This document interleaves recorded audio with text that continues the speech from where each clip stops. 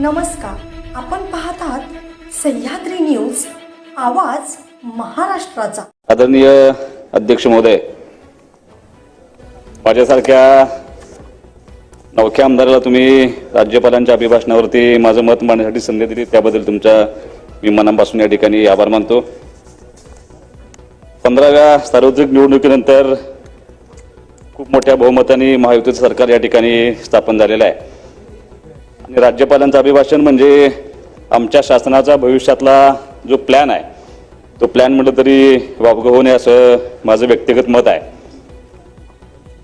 अध्यक्ष महोदय, हे सरकार आमच्या सरकारचे आदरणीय मुख्यमंत्री आणि दोन्ही उपमुख्यमंत्री या सगळ्यांचं बघण्याचा दृष्टिकोन इतर लोकांचा कसा आहे मला फारसं काय त्याच्या बाबतीत माहिती नाही, पण सुहास बाबर म्हणून एक नवा आमदार म्हणून माझ्या कारकिर्दीतला विधानसभेतला कामकाजाचा श्रीगणेश होत असताना या तिन्ही नेत्यांच्याकडे पाहताना माझ्या मनामध्ये एक वेगळ्या प्रकारचं काहूर निश्चितपणे मांडलंय आणि मला असं वाटतं की या भावना माझ्या ओठापर्यंत येऊन या सभागृहामध्ये मांडल्याखेरीज मला या ठिकाणी पर्याय नाही। अध्यक्ष महोदय, 4 दिवसापूर्वी दत्त जयंती या ठिकाणी साजरी झाली आणि ज्या ज्या ठिकाणी दत्त जयंतीच्या निमित्तानं दर्शन घेण्यासाठी ज्या ज्याला मंदिरात गेलो होतो त्या प्रत्येक वेळेला एक अभंग कानावरती ऐकू येत होता। ब्रह्मा विष्णू आणि महेश्वर समोरी बसले, मला ते दत्तगुरू दिसले आणि मला असं वाटतंय की मी आमचे मुख्यमंत्री आणि दोन्ही उपमुख्यमंत्री या तिघांच्याकडे एक नवा आमदार म्हणून पाहत असताना निश्चितपणे मला या त्रिमूर्तींच्या मध्ये मी या ओळीचा अर्थ शोधण्याचा त्या ठिकाणी प्रयत्न केला होता। विष्णू म्हणजे रक्षण करते, ब्रह्मा म्हणजे निर्माते आणि महेश्वर म्हणजे संहारक असा ज्यावेळेला अर्थ निघतो त्यावेळेला या सरकारचे निर्माते या महाराष्ट्रातल्या 13 कोटी जनतेचे रक्षण करते आणि या दुष्काळाचे संहारक असं या तिघांना म्हटलं तरी काय वावगं होणार एवढं चांगलं काम आमच्या या 3 त्रिमूर्तीने आणि आमच्या सरकारने करण्याचा या ठिकाणी प्रयत्न केलाय।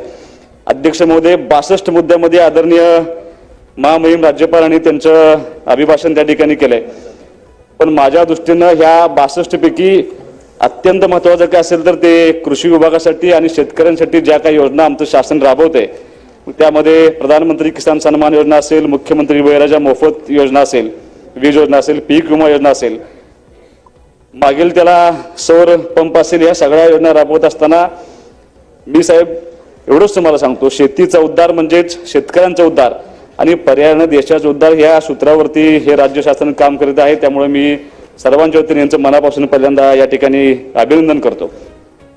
साहेब, मी अशा मतदारसंघाचं प्रतिनिधित्व करतोय की अत्यंत दुष्काळी परिसरामध्ये हा माझा मतदारसंघ आहे। पूर्वी या मतदारसंघाला आणि आमच्या सगळ्या परिसराला मानदेश म्हटलं जायचं।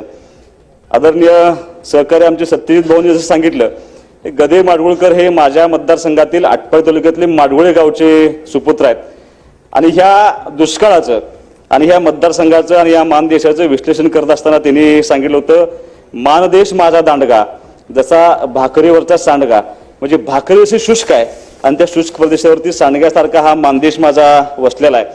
साहेब, अत्यंत दुष्काळी परिस्थितीमध्ये हे आमचा मतदारसंघ असताना मी तुम्हाला एवढंच सांगतो, यापूर्वी ह्या सभागृहामध्ये माझे वडील कैलासवासी आमदार अनिल बाबर यांनी या ठिकाणी काम केले आणि 95 साली आशिया खंडातली सगळ्यात मोठी उपसा सिंचन योजना म्हणजे आपल्या राज्यपालांच्या भाषणामध्ये त्यांनी सांगितलं की 167 सिंचन प्रकल्पांना त्या ठिकाणी प्रमाण दिला आणि 25 लाख हेक्टर क्षेत्र ओलिताखाली आणण्यामध्ये या शासनाचं खूप मोठं योगदान आहे।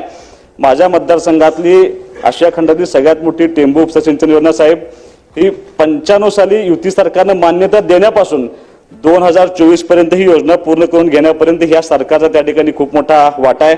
मला एक आठवण म्हणून फक्त एवढीच सांगायचं आहे की ज्या वेळेला 2014ची निवडणूक संपली, माझे वडील या ठिकाणी आमदार म्हणून युतीमधून निवडून आले होते। साहेब, एक आठवण एवढीच तुम्हाला सांगतो, मी फारसं काय या विषयावरती बोलणार नाही, पण 2002 साली ज्या वेळेला ह्या सभागृहामध्ये विदर्भ विरुद्ध पश्चिम महाराष्ट्राचा तात्विक वाद सुरू होता त्यावेळेला माझे वडील पश्चिम महाराष्ट्राची बाजू मांडत होते आणि विदर्भाची बाजू आत्ताचे मुख्यमंत्री आदरणीय देवेंद्र फडणवीस साहेब त्या ठिकाणी मांडत होते। निकाल लागल्यानंतर माझे वडील थोडं प्रेशराईज झाले। मी म्हटलं काय झाले, तर जो माणूस विदर्भाची बाजू मांडतोय तो माणूस मुख्यमंत्री झाला, आपल्या योजनेला न्याय मिळणार काही भीती असताना साहेब मला आदरणीय देवेंद्र फडणवीस साहेबांचे आभार मानायचे आहेत की 2014 साली अनुशेषाचा मुद्दा बाजूला ठेवून या टेंभू योजनेसाठी लागेल तेवढा निधी देण्याचा शब्द आणि ते काम आज पूर्ण करून देण्याचं काम या शासनाने या ठिकाणी पूर्णपणे अगदी ताकदीने केले. आदरणीय एकनाथजी शिंदे साहेब मागच्या 2.5 वर्षामध्ये तुमच्या सर्वांच्या सहकार्याने मुख्यमंत्री होते. साहेब 10 महिन्यापूर्वी माझ्या वडिलांचं निधन झाले, पण त्या 10 महिन्यामध्ये त्या मतदारसंघाला आमदार नाही याची जाणीव सुद्धा ह्या लोकांनी होऊन दिली नाही. इतकं प्रचंड ताकद या मतदारसंघातल्या आम लोकांना विकासाच्या दृष्टीने काम करण्याची जबाबदारी या लोकांनी पूर्ण करून घेतली. टेंभू उपसा सिंचन योजना पूर्ण झाल्यानंतर साहेब 5वा टप्पा झाल्यानंतर 6व्या टप्प्याला सुद्धा ह्या लोकांनी त्या ठिकाणी मान्यता दिलेली आहे. मी ह्या सर्वांच्या मनापासून या ठिकाणी आभार मानतो. साहेब मी सगळ्या मुद्द्यांवर बोलणार नाही, पण लाडकी बहीण मुफ्ती इस्माईल या मुद्द्यावरती फक्त साहेब मी तुमच्या सर्वांचा आभार मानतो. ही लाडकी बहीण योजना असेल, या सगळ्या शासकीय योजना असतील, या सगळ्यांचा लाभ देण्याच्या दृष्टीनं साहेब आमच्यावरती आज आरोप होतोय की आम्ही ईव्हीएमच्या भरोश्यावरती निवडून आलो. तर मला एवढंच सांगायचं आहे, मला ज्या लोकांनी ईव्हीएम वरती आमचा आरोप करतायत त्या सर्वांनी एकदा आमच्या मतदारसंघामध्ये यावं, झालेलं काम बघावं. पंचायत समिती, जिल्हा परिषद सारख्या पंचायत राज व्यवस्थेमध्ये नशीब आजमावणारा सुहास बाबर ज्यावेळेला 78,000 मताच्या मताधिक्याने ह्या विधानसभेमध्ये येतो, त्यावेळेला ह्या शासनानं केलेल्या कामाच्या भविष्यात त्यांच्या आशीर्वाद येतो. एवढं प्रचंड काम करण्याची भूमिका आमच्या शासनाने घेतली.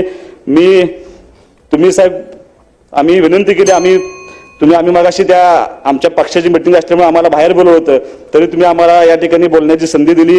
मी राज्यपालांच्या अभिभाषणाचं या ठिकाणी समर्थन करतो आणि सरकारचं अभिनंदन मानून थांबतो. जय हिंद, जय महाराष्ट्र.